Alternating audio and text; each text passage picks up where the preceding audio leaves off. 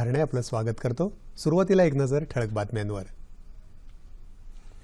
जागतिक आव्हानात्मक परिस्थितीमध्येही भारतीय अर्थव्यवस्थेची कामगिरी मजबूत, राष्ट्रपती प्रणव मुखर्जी यांचं प्रतिपादन।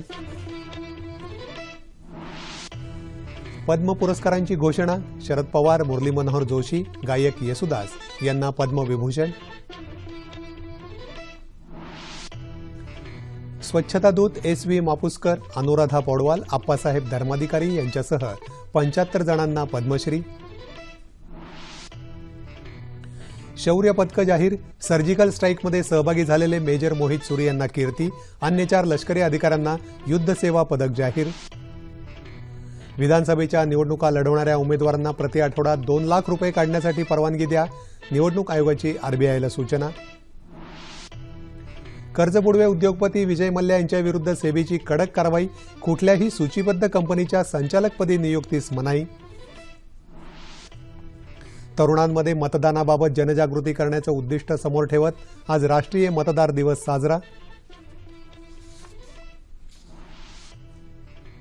आणि जम्मू काश्मीरमध्ये हिमस्खलनाच्या 2 घटनांमध्ये लष्करी अधिकाऱ्यांसह 5 जणांचा मृत्यू। आणि आता सविस्तर वृत्त। जागतिक आव्हानात्मक परिस्थितीतही भारतीय अर्थव्यवस्थेची कामगिरी चांगली राहिल्याचं राष्ट्रपती प्रणव मुखर्जी यांनी आज प्रजासत्ताक दिनाच्या पूर्वसंध्येला राष्ट्राला संबोधित करताना सांगितलं। यावर्षी आर्थिक विकासाचा दर 7.2% राहिला असून सातत्यानं आशादायी चित्र दिसत असल्याचं ते म्हणाले। संसद आणि विधिमंडळात चर्चावर पुन्हा लक्ष केंद्रित करण्यासाठी एकत्रित प्रयत्न करण्याची गरज त्यांनी व्यक्त केली। सामाजिक, सांस्कृतिक, भाषिक आणि धार्मिक विविधता ही भारताची मोठी शक्ती आहे। निकोप लोकशाहीसाठी सहिष्णुता आणि दुसऱ्याप्रती सन्मान यासारख्या मूल्यांचं पालन करण्याची आवश्यकता असते, असं राष्ट्रपती म्हणाले। लोकशाही बहरण्यासाठी बुद्धिमान आणि विवेकपूर्ण मानसिकतेची गरज असल्याचं त्यांनी सांगितलं। निवडणूक सुधारणांबाबत भरीव चर्चा करण्याबरोबरच लोकसभा आणि राज्य विधानसभा निवडणुका एकत्रच घेण्याच्या दृष्टीनं राजकीय पक्षांशी विचारविनिमय करून याबाबत पुढाकार घेणं ही निवडणूक आयोगाची जबाबदारी असल्याचं राष्ट्रपती म्हणाले। प्रजासत्ताक दिनाच्या पूर्वसंध्येला प्रतिष्ठित पद्म पुरस्कारांची घोषणा करण्यात आली। 7 जणांना पद्मविभूषण, 7 जणांना पद्मभूषण तर 75 जणांना पद्मश्री पुरस्कार जाहीर झाला आहे। माजी मंत्री शरद पवार, मुरली मनोहर जोशी, ज्येष्ठ संगीत दिग्दर्शक येसुदास यांना पद्मविभूषण पुरस्कार जाहीर झाला आहे। सुंदरलाल पटवा आणि P.A. संगमा यांना मरणोत्तर पद्मविभूषण पुरस्कार देऊन गौरवण्यात येणार आहे।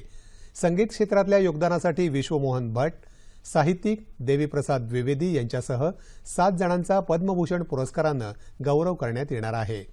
पत्रकार चो रामास्वामी यांना मरणोत्तर पद्मभूषण पुरस्कार दिला जाणार आहे। जिम्नॅस्टिकपटू दीपा कर्माकर, पॅराऑलिम्पिकमध्ये उत्कृष्ट कामगिरी करत पदक मिळवणाऱ्या मरियप्पन थंगवेलूसह 75 जणांना पद्मश्री पुरस्कार जाहीर झाला आहे। यामध्ये आप्पासाहेब धर्माधिकारी, अनुराधा पौडवाल, भावना सोमय्या, संजीव कपूर यांचा समावेश आहे। पुण्यातल्या देहू इथं स्वच्छता दूत म्हणून बहुमोल योगदान देणाऱ्या डॉक्टर एस.व्ही. मापुसकर यांना मरणोत्तर पद्मश्री पुरस्कार जाहीर झाला आहे।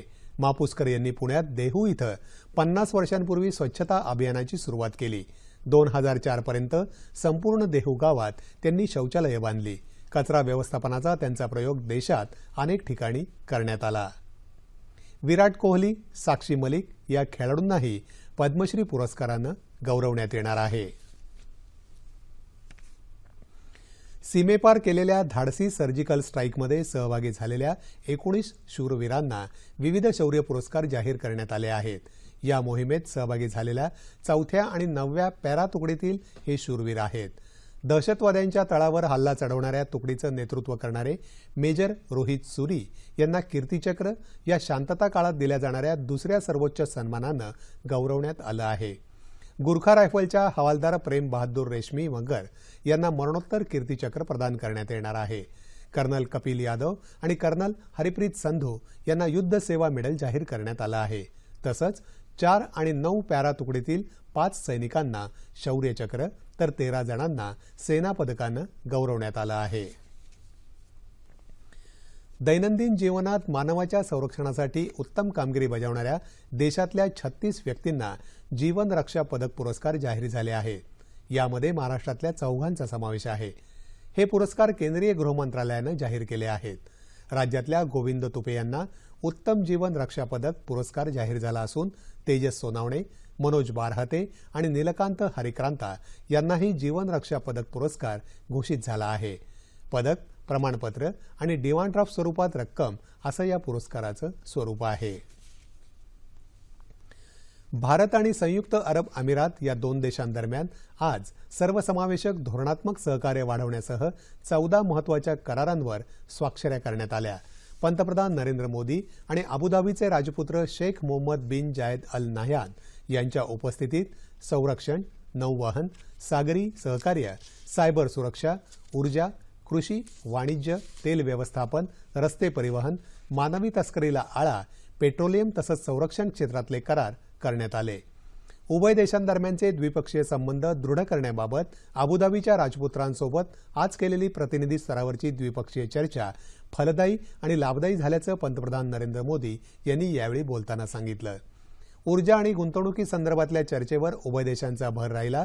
तसंच यापूर्वी दोन्ही देशांमध्ये झालेल्या निर्णयांच्या अंमलबजावणीबाबतही चर्चा झाल्याचं पंतप्रधानांनी सांगितलं। भारतातल्या पायाभूत प्रकल्पांमध्ये संयुक्त अरब अमिरातीनं भागीदारी व्हावं असं आवाहन नरेंद्र मोदी यांनी यावेळी केलं। येत्या काळात उभय देशांमधले संबंध अधिक दृढ होतील असा विश्वास पंतप्रधानांनी व्यक्त केला। दहशतवादाशी मुकाबला करण्यासाठी एकत्रित काम करण्यावर दोन्ही नेत्यांनी भर दिला। भारताकडून मिळत असलेल्या सहकार्याबाबत अबुधाबीच्या राजपुत्रांनी यावेळी समाधान व्यक्त केलं। अबुधाबीच्या राजपुत्रांचं आज राष्ट्रपती भवनात समारंभपूर्वक स्वागत करण्यात आलं। त्यानंतर त्यांनी राजघाटावर जाऊन महात्मा गांधींच्या समाधीस्थळी श्रद्धांजली अर्पण केली। उद्या नवी दिल्लीत होणाऱ्या प्रजासत्ताक दिनाच्या कार्यक्रमाला ते प्रमुख पाहुणे म्हणून उपस्थित राहणार आहेत। ठाणे महानगरपालिका हद्दीत लोकांना आवश्यक असणाऱ्या सोयीसुविधा देण्यासाठी नियोजित करण्यात आलेली अनेक कामं काँग्रेस आणि राष्ट्रवादीच्या आघाडी सरकारनं जाणून-बुजून रोखली असा आरोप आज ठाण्यात शिवसेनेनं घेतलेल्या पत्रकार परिषदेत करण्यात आला। खासदार श्रीकांत शिंदे, ठाण्याचे महापौर संजय मोरे आणि शिवसेनेचे जिल्हाप्रमुख नरेश म्हस्के यावेळी उपस्थित होते। गेली 25 वर्षे चांगली कामं केल्यामुळेच ठाण्याची सत्ता शिवसेनेकडे आहे, याकडेही या नेत्यांनी या पत्रकार परिषदेत लक्ष वेधलं। पिण्याच्या पाण्याच्या सोयीसाठी नियोजित असलेलं शाई धरण, मेट्रो प्रकल्प, धोकादायक इमारतींच्या पुनर्वसनासाठीच्या क्लस्टर योजना तसंच डायघर इथला घनकचरा प्रकल्प आदी महत्त्वाची विकास कामं याच सरकारनं रोखली आणि आता काँग्रेस आणि राष्ट्रवादीचे नेते आमच्यावर आरोप करत आहेत असं यावेळी सांगण्यात आलं। भाजपाच्या तुलनेत शिवसेनेची ताकद जास्त आहे, त्यामुळे जागा वाटप सन्मानपूर्वक झालं तर महायुतीचं पाऊल पुढे पडेल, अन्यथा शिवसेनेचे उमेदवार तयार असल्याचं खासदार राहुल शेवाळे यांनी सांगितलं। ते आज पंढरपूर इथं पत्रकार परिषदेत बोलत होते। मुंबई महानगरपालिका निवडणुकीसाठी भाजपासोबत युती होणार की नाही याची घोषणा शिवसेना अध्यक्ष उद्धव ठाकरे जाहीर सभेत करतील, त्यावर इतर ठिकाणच्या युतीचं भवितव्य अवलंबून राहील असंही शेवाळे यांनी यावेळी सांगितलं। आगामी जिल्हा परिषद आणि महापालिका निवडणुकीत समविचारी पक्षांशी आघाडी व्हावी अशी राष्ट्रवादी काँग्रेसची भूमिका असून कोणत्याही परिस्थितीत भाजपा शिवसेनेची कुठेही आघाडी केली जाणार नाही असं प्रदेशाध्यक्ष सुनील तटकरे यांनी स्पष्ट केलं। ते आज मुंबईत पत्रकार परिषदेत बोलत होते। अनेक जिल्ह्यात काँग्रेस पक्षासोबत आघाडी करण्याबाबतची चर्चा अंतिम टप्प्यात आली असल्याचंही त्यांनी यावेळी सांगितलं। मुंबईत आज राष्ट्रवादी काँग्रेसच्या राज्य संसदीय पक्षाची बैठक पार पडली। या बैठकीत स्थानिक स्वराज्य संस्थांच्या निवडणुकांबाबत चर्चा झाली। पुणे, सोलापूर, पिंपरी चिंचवड, ठाणे, अकोला आणि अन्य महापालिकांमध्ये काँग्रेससोबत आघाडीबाबत चर्चा सुरू आहे। येत्या 28 तारखेपर्यंत या संदर्भात निर्णय घेण्याच्या सूचना पदाधिकाऱ्यांना देण्यात आल्याचं तटकरे यांनी सांगितलं। काँग्रेसनंही आघाडीबाबत भूमिका स्पष्ट करावी अशी अपेक्षाही तटकरे यांनी व्यक्त केली। स्थानिक स्वराज्य संस्थांच्या निवडणुकांसाठी शिवसेनेबरोबर युती करण्याविषयी येत्या 2 दिवसात निर्णय घेऊन त्यानुसार प्रचाराची रणनीती ठरवली जाईल असं भाजपा प्रवक्ते माधव भंडारी आणि केशव उपाध्ये यांनी आज नाशिकमध्ये पत्रकार परिषदेत सांगितलं। युती फक्त शिवसेनेशी होईल, अन्य कोणाशीही नाही असं त्यांनी यावेळी स्पष्ट केलं। नाशिक शहरातल्या स्थानिक गरजेनुसार उमेदवारांची छाननी सुरू असून विकासाच्याच मुद्द्यावर भर दिला जाईल असं भाजपा प्रवक्त्यानं सांगितलं।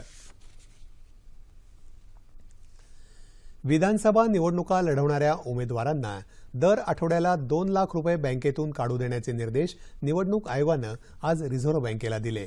विमुद्रीकरणानंतर बँकेतून रक्कम काढण्याच्या मर्यादेत रिझर्व्ह बँकेनं टप्प्याटप्प्यानं वाढ केली होती।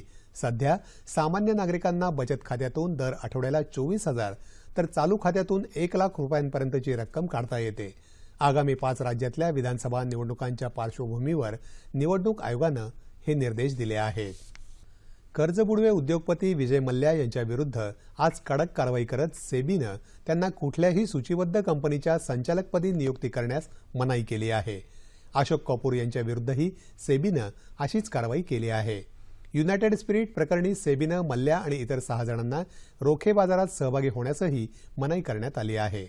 दरम्यान हजारो कोटी रुपयांच्या बुडीत कर्ज प्रकरणी फरार उद्योगपती विजय मल्ल्या आणि अन्य आरोपींविरोधात सीबीआयनं मुंबईतल्या विशेष न्यायालयात आरोपपत्र दाखल केलं आहे। या प्रकरणी अटक करण्यात आलेले आयडीबीआय बँकेचे माजी अध्यक्ष आणि व्यवस्थापकीय संचालक योगेश अग्रवाल यांच्यासह 9 अधिकाऱ्यांना 7 फेब्रुवारीपर्यंत न्यायालयीन कोठडी सुनावण्यात आली। भारतीय निवडणूक आयोग आज 7वा राष्ट्रीय मतदार दिवस साजरा करत आहे। मतदान प्रक्रियेत नागरिकांचा सहभाग वाढावा या हेतूनं जनजागृती करण्यासाठी देशभरात आज विविध कार्यक्रमांचं आयोजन करण्यात आलं। नवी दिल्लीत आज राष्ट्रपती प्रणव मुखर्जी यांच्या उपस्थितीत झालेल्या प्रमुख कार्यक्रमात राष्ट्रपतींनी मतदार दिनाची शपथ दिली। सर्व राजकीय पक्षांचं एकमत झाल्यास लोकसभा आणि राज्यांच्या विधानसभांच्या निवडणुका एकत्र घेता येऊ शकतील असं राष्ट्रपतींनी यावेळी सांगितलं। निवडणुका कमी खर्चात व्हायला हव्यात असं मत त्यांनी व्यक्त केलं। नव्यानं मतदार नोंदणी केलेल्या युवा वर्गाला मतदार ओळखपत्रांचं वाटपही राष्ट्रपतींच्या हस्ते करण्यात आलं। तसंच जिल्हाधिकारी, पोलीस अधीक्षक आणि निवडणूक व्यवस्थापनात सहभागी असलेल्या व्यक्तींना उल्लेखनीय कार्याबद्दल राष्ट्रपतींच्या हस्ते पुरस्कार प्रदान करण्यात आले। राष्ट्रीय मतदार दिवसानिमित्त पंतप्रधान नरेंद्र मोदी यांनी आज देशवासियांना शुभेच्छा दिल्या आहेत। 18 वर्षावरील व्यक्तींना मतदार यादीत नोंदणी करण्याचं आवाहन पंतप्रधानांनी केलं आहे। निवडणुका हा लोकशाहीचा उत्सव असून जास्तीत जास्त मतदान करून मतदारांनी यात सहभागी व्हावं असं पंतप्रधानांनी म्हटलं आहे। 1950 साली 25 जानेवारीला निवडणूक आयोगाची स्थापना झाली। त्यानिमित्तानं गेली 7 वर्ष हा दिवस राष्ट्रीय मतदार दिन म्हणून साजरा केला जातो। राष्ट्रीय मतदार दिनानिमित्त राज्यातही विविध कार्यक्रमांचं आयोजन करण्यात आलं। बुलडाणा जिल्ह्यात जनजागृती रॅली काढण्यात आली। जिल्हाधिकारी विजय झाडे यांनी या रॅलीला हिरवा झेंडा दाखवला। यावेळी 18 वर्ष पूर्ण झालेल्या युवकांना मतदार ओळखपत्र देण्यात आलं। तसंच मतदानाविषयी शपथही देण्यात आली। सोलापुरात या निमित्तानं विविध कार्यक्रमांचं आयोजन करण्यात आलं। जिल्हाधिकारी रणजित कुमार यांच्या हस्ते महाविद्यालयीन रॅलीचं उद्घाटन झालं। शहरातल्या महाविद्यालयांमध्ये नवीन मतदारांची नोंदणी करण्यात आली। तसंच शहराच्या प्रमुख ठिकाणी मतदानासंदर्भातली पथनाट्यही सादर करण्यात आली। नांदेडमध्ये जिल्हाधिकारी कार्यालयापासून काढलेल्या मतदार युवा जनजागृती ज्योत रॅलीला जिल्हाधिकारी सुरेश काकानी यांनी हिरवा झेंडा दाखवला। पुण्यात संभाजी उद्यान इथं मतदार दिनाच्या निमित्तानं आनंद भाटे, अभिजित कुंटे आणि विकास काकतकर या संगीत क्षेत्रातल्या दिग्गजांनी नागरिकांना गुलाबाचं फूल देऊन मतदान करण्याचं आवाहन केलं। ठाण्यात विविध कार्यक्रमांचं आयोजन करून राष्ट्रीय मतदार दिन साजरा करण्यात आला। गडकरी रंगायतमध्ये झालेल्या कार्यक्रमामध्ये महाविद्यालयीन विद्यार्थ्यांना निवडणूक ओळखपत्र देण्यात आलं। तसंच मतदानाचा हक्क बजावण्याची शपथही देण्यात आली। यावेळी चित्रपटसृष्टीतले दिग्गज उपस्थित होते। अनेक शाळा आणि महाविद्यालयांमध्येही मतदानासंदर्भात शिबिरं भरवण्यात आली होती। आगामी मुंबई महानगरपालिका निवडणुकीत मतदान करण्यासाठी नागरिक, विशेषतः तरुणांच्या जागृती करण्यासाठी भारतीय उद्योग महासंघ, मुंबई महानगरपालिका आणि मुंबई विद्यापीठाच्या वतीनं आज मुंबईत एका चर्चासत्राचं आयोजन करण्यात आलं होतं। राष्ट्रीय मतदार दिनानिमित्त आयोजित या कार्यक्रमात आपण मतदान ही लोकचळवळ करूया असं आवाहन राज्य निवडणूक आयुक्त ज. स. सहारिया यांनी यावेळी केलं। राज्यात ग्रामीण भागातील मतदानाच्या प्रमाणात वाढ होऊन ते 70% पोहोचलं आहे। मात्र शहरी भागात हेच प्रमाण 55 ते 56% आहे। मुंबई महानगरपालिका क्षेत्रात हे प्रमाण 44 ते 45% असल्यानं मुंबईकरांमध्ये मतदानाविषयी जनजागृती करणं आवश्यक असल्याचं ते म्हणाले। महानगरपालिकाच्या क्षेत्रामध्ये मतदानाची टक्केवारी अत्यंत कमी आहे। आपल्याला आश्चर्य वाटेल की मुंबईमध्ये 50%च्या खाली आहे आणि इतर महानगरपालिकांमध्ये सुद्धा 50 ते 55 जवळ आहेत. हे आपल्यासाठी सारखा प्रगतिशील राज्यासाठी शोभणारी गोष्ट नाही. म्हणून सर्व प्रकारचे लोकांनी यामध्ये सहकार करायचं आहे.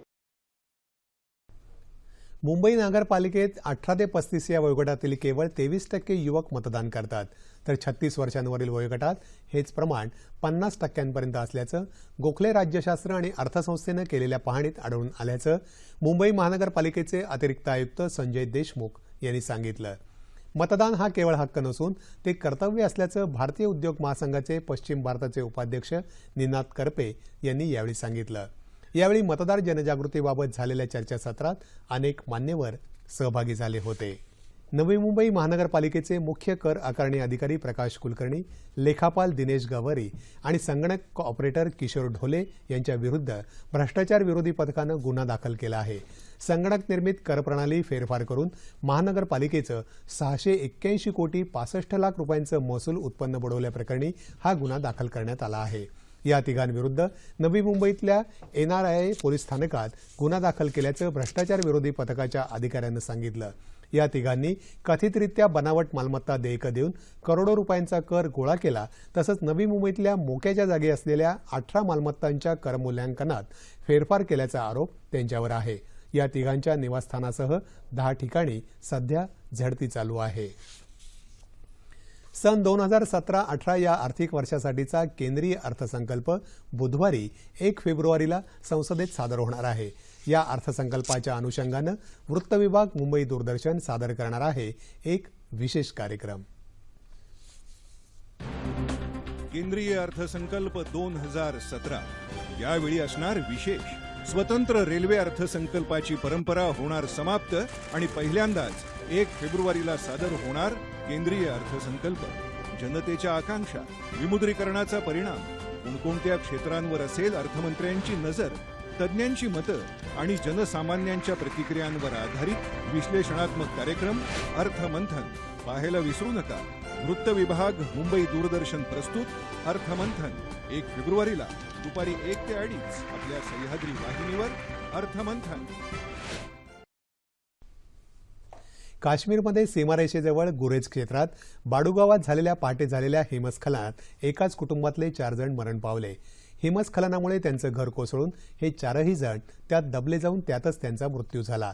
हिमस्खलनाच्या दुसऱ्या एका घटनेत मध्य काश्मीरमध्ये गांडेरबाल जिल्ह्यात सोनमर्ग भागात लष्कराची छावणी दबली गेली आहे. यामध्ये एका लष्करी अधिकाऱ्याला वीरमरण आलं तर इतरांना सुरक्षित बाहेर काढण्यात आल्याचं वृत्त आहे. हिमाचल प्रदेश, उत्तराखंड, सिमला, कुलू मनालीत पुढल्या 48 तासात हिमवृष्टीचा इशारा हवामान खात्यानं दिला आहे. तसंच या भागात जोरदार पावसाचा अंदाजही वर्तवला आहे. जम्मू काश्मीरमध्ये कालपासून पाऊस आणि हिमवृष्टी होत आहे. येत्या 48 तासात या भागात जोरदार पावसाचा अंदाज असल्यामुळे प्रशासनानं नागरिकांना सतर्कतेचा इशारा दिला आहे. आता राज्यातल्या हवामानाचा अंदाज. कोकण आणि मध्य महाराष्ट्राच्या काही भागात किमान तापमानात सरासरीच्या तुलनेत लक्षणीय वाढ झाली आहे. येत्या 36 तासात संपूर्ण राज्यात हवामान कोरडं राहील असा अंदाज हवामान विभागानं वर्तवला आहे. तापमान अंश सेल्सिअसमध्ये मुंबई कमाल 35, किमान 19, नागपूर 31 आणि 13, पुणे 31 आणि 13, औरंगाबाद 29 आणि 15, नाशिक 31 आणि 15, कोल्हापूर 30 आणि 17, रत्नागिरी 35 आणि 21, सोलापूर 33 आणि 15 आणि अमरावती कमाल 30 आणि किमान 14 अंश सेल्सिअस. ठळक बातम्या पुन्हा एकदा. जागतिक आव्हानात्मक परिस्थितीतही भारतीय अर्थव्यवस्थेची कामगिरी मजबूत, राष्ट्रपती प्रणव मुखर्जी यांचं प्रतिपादन. पद्म पुरस्कारांची घोषणा. शरद पवार, मुरली मनोहर जोशी, गायक येसुदास यांना पद्मविभूषण.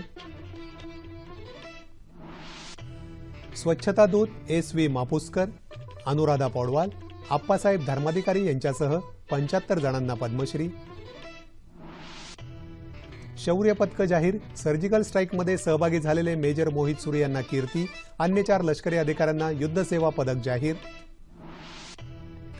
विधानसभेच्या निवडणुका लढवणाऱ्या उमेदवारांना प्रति आठवडा 2 लाख रुपये काढण्यासाठी परवानगी द्या, निवडणूक आयोगाची RBIला सूचना. कर्ज बुडवे उद्योगपती विजय मल्ल्या यांच्या विरुद्ध सेबीची कडक कारवाई, कुठल्याही सूचीबद्ध कंपनीच्या संचालकपदी नियुक्तीस मनाई. तरुणांमध्ये मतदानाबाबत जनजागृती करण्याचं उद्दिष्ट समोर ठेवत आज राष्ट्रीय मतदार दिवस साजरा.